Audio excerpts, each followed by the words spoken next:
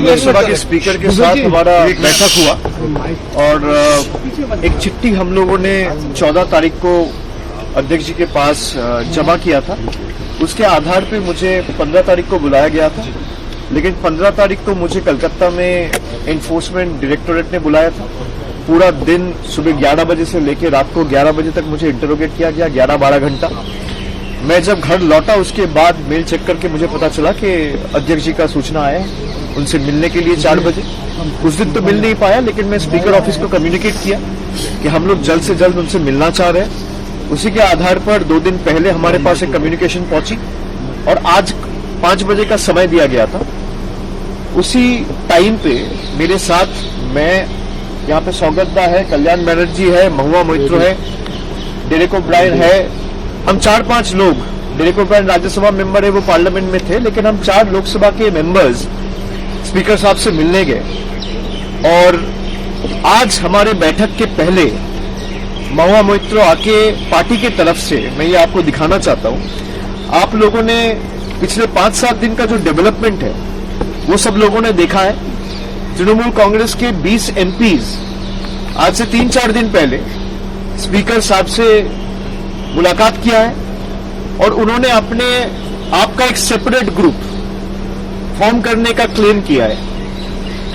20 MPs का जो मैं मीडिया में देखा हूं या न्यूज पब्लिकेशंस में पढ़ा हूं, उसके हिसाब से 20 लोग जाके मिलके उनके पास ये दावा रखा है कि हमको अलग ग्रुप के हिसाब से ट्रीट किया जाएगा। फिर मिलने के 2-3 घंटा बाद हमें कहीं से पता चलता है कि उनमें से कई लोग, 2-4 एमपीज ये क्लेम किया है कि वो एक अलग पॉलिटिकल पार्टी ज्वाइन किया है, जिस पॉलिटिकल पार्टी का नाम है national citizens party of India, जिसके बारे में किसी को पता नहीं था।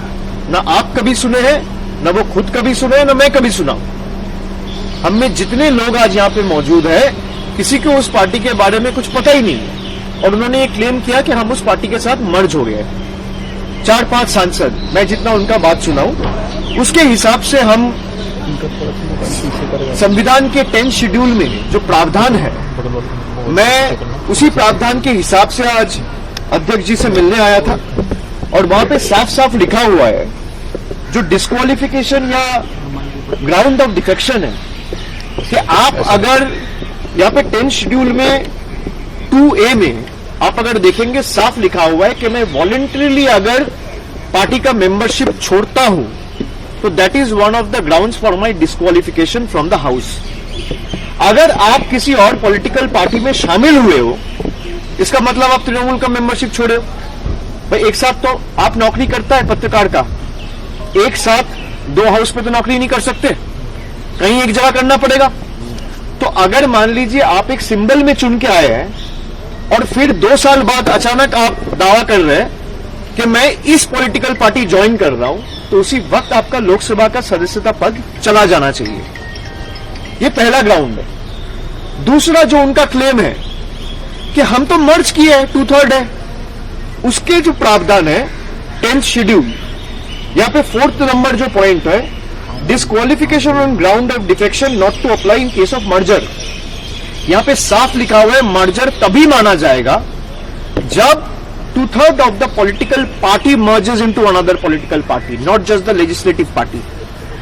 इसका मतलब अगर दल, पार्टी, ममता बनर्जी, पार्टी के जितने भी कमिटी मेंबर्स है उसका 2/3, including the national working committee, the state committee, the frontal committee, पूरा तृणमूल कांग्रेस का जितना भी पदाधिकारी है, उनका 2/3 अगर मर्ज करता है एक पॉलिटिकल पार्टी में, तो उसको मर्जर कहलाया जाता है।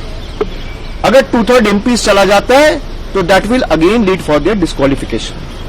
Based on that, I as a leader of Lok Sabha of Trinamool Congress, I have submitted 20 different disqualification petitions. मैं एक आपको दिखाता हूं, ऐसे 20 disqualification petitions।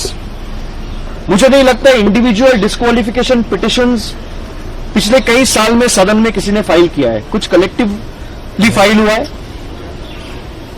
20 सांसद के खिलाफ डिस्क्वालिफिकेशन पिटिशंस आज अध्यक्ष जी के पास हम लोग जमा दिया है कि अगर आप सदस्यता पद छोड़ के कहीं और जाते हो, जो आप में से कई लोग मीडिया में बोला है, और ये मर्जर इनवैलिड है, both are enough to disqualify you from your membership in the house.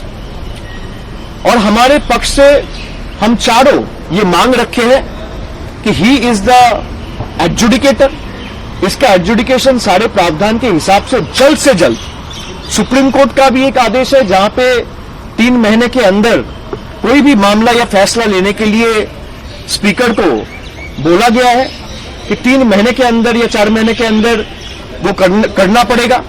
तो हम लोग ने सारा केस लॉज के जितने भी हमारे पास सुप्रीम कोर्ट के जजमेंट्स थे वो कल्याणदा भी लेके आए थे, और मैं भी अलग से 6-7 जजमेंट उनके सामने उनका टेबल में आज प्लेस किया हूं। जितने भी 10th शेड्यूल लेके जजमेंट है सब इनके खिलाफ है। जो ये सेपरेट ग्रुप वाली ये ग्रुप क्लेम कर रहा है कि हमारे सिटिंग अरेंजमेंट अलग हो, हमारे लिए चीजें अलग हो, हमको अलग ट्रीट किया जाए, हमारे में से किसी को लोकसभा लीडर चुना जाए, हमारे में से किसी को चीफ व्हिप चुना जाए, हमारे में से किसी को डिप्टी लीडर चुना जाए, ये हो ही नहीं सकता। सबसे पहले आप डिस्क्वालीफाई होंगे।